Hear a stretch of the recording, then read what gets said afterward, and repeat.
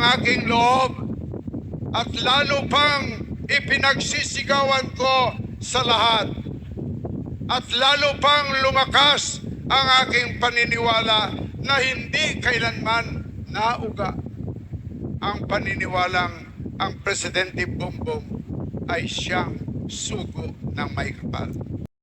Mahaba ang listahan na kanilang isinumiti sa iyo. Ang akin pong isusumiti sa inyo ay isa lamang po, ang Panay River Basin Integrated Project. Kaya kayong mga taga-Iloilo, pwede kayong pumunta ng Capiz at Aklan anytime you want, kahit na maulan at kahit na masama ang panahon. Salamat. Ngayon, nagsabi ako sa Presidente, Mr. President, this project was conceptualized during the time of your late father. But he was overtaken by event. He passed away. Kaya wala pong parte ng Panay River Basin na naimplementa. Alam nyo kung anong sagot ng Presidente at ito ay pinaniniwalaan ko, ito ay pinanghahawakan ko, ito ay ipinabot ko sa lahat ng Kapiseño. Ang sinabi ng Presidente sa lahat, ang hindi natapos ng aking ama ay tatapusin ng kanyang anak. Lalo pa hong lumakas ang aking loob at lalo pang ipinagsisigawan ko sa lahat at lalo pang lumakas ang aking paniniwala na hindi kailanman nauga ang paniniwalang ang Presidente Bongbong ay siyang sugo ng may kapal. Wala na pong narinig parte sa proyektong ito. Ibig ko nang bumigay, ibig ko nang manawagan sa may kapal na Diyos ko, mukhang mapupurnada po ito. Subalit, mahigpit ang aking kapit. Hindi ako naniniwala na makakalimutan ito ni Presidente Marcos. Kaya ang hulog ng langit ay dumating noong isang gabi.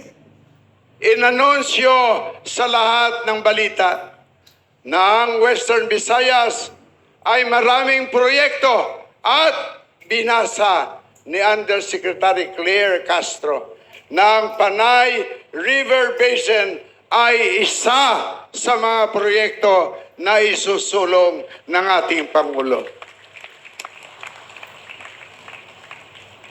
Gani sa inyo tanan, ginapangayo ko. Patihin ninyo ang ating Presidente. Wala kami at hindi kami, Mr. President, naniniwala sa mga fake news.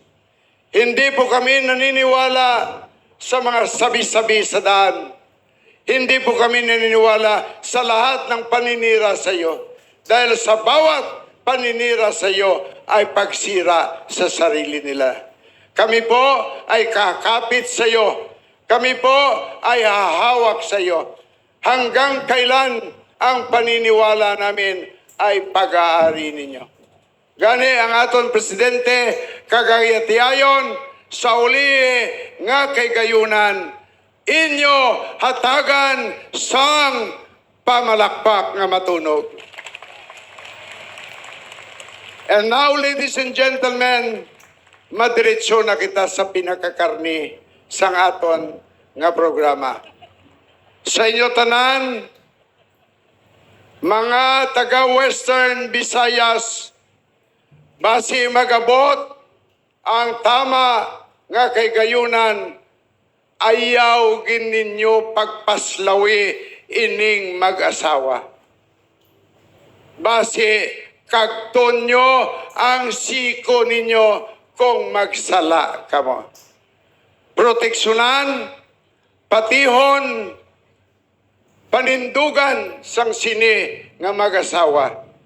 Kaya ko, bisan nagaisa na lang ako sa kalibutan, ang akong tagipusoon sa aton mangyapon, Mr. and Mrs.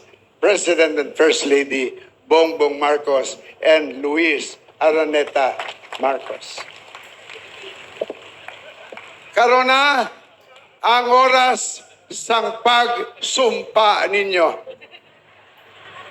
Pero dalon ninyo sa pagpanumpa ninyo.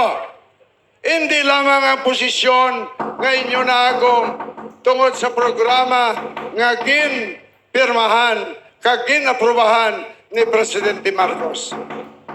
Dalon nyo sa inyong pangamuyo nga tagang sangayo kag mapawa nga was damlag, maayo kag mapawa nga direksyon, maayo kag mapawa nga karsada ang alagyan sa administrasyon ni Presidente Bongbong Marcos. Ladies and gentlemen, I give to you the President of the Republic of the Philippines, Ferdinand Marcos Jr. Maraming salamat po, Governor Castro.